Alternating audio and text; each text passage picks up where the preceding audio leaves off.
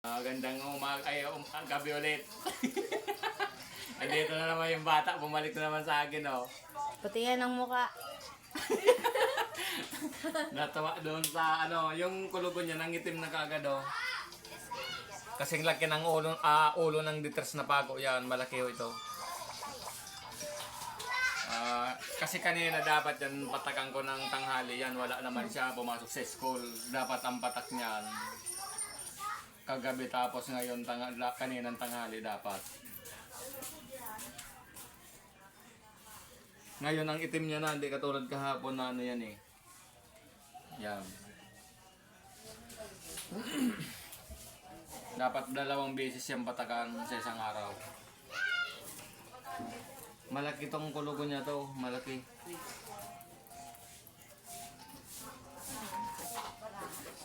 Yung may mga kulugo dyan pumunta dito magpagamot sa akin. Saka may kasama itong orasyon. Orasyon na natin to para bukas tanggal na.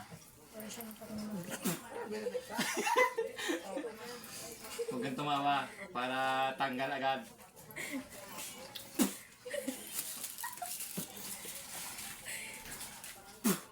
Yan.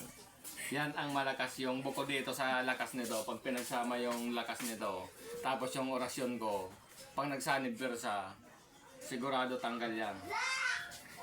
Yan ang kailangan maniwala kayo sa mga gamot. Ano po ito, Bonil, talagang epektibo. Parang tigas na tiyan, Pag natuklap yan, huwag mong tuklapin na kusang tutuklap yan. Kailangan na videoan ko para makita nila. Ha?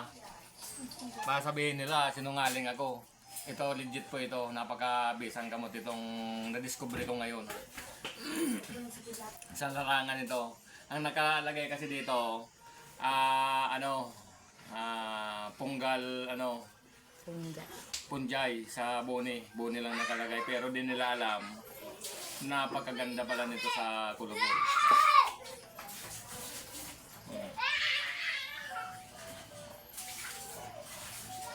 Ang skill ko po, bukod sa construction worker, kalpentero, all around, ngayon naman po, kasi nadagdagan dati, sumasayaw din ako. Ngayon, manggagamot na ako ng kulugo. Yung mga kulugo dyan, pumunta lang dito sa bahay, kumatok kahit ating gabi, pwede, kahit madaling araw.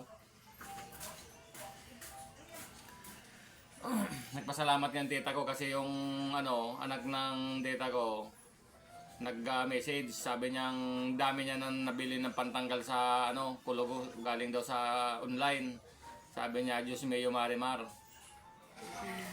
Kung hindi ko pa napanood yung video mo, hindi pa ako hindi ko pa matututunan yung gamot na tunay sa kulugo.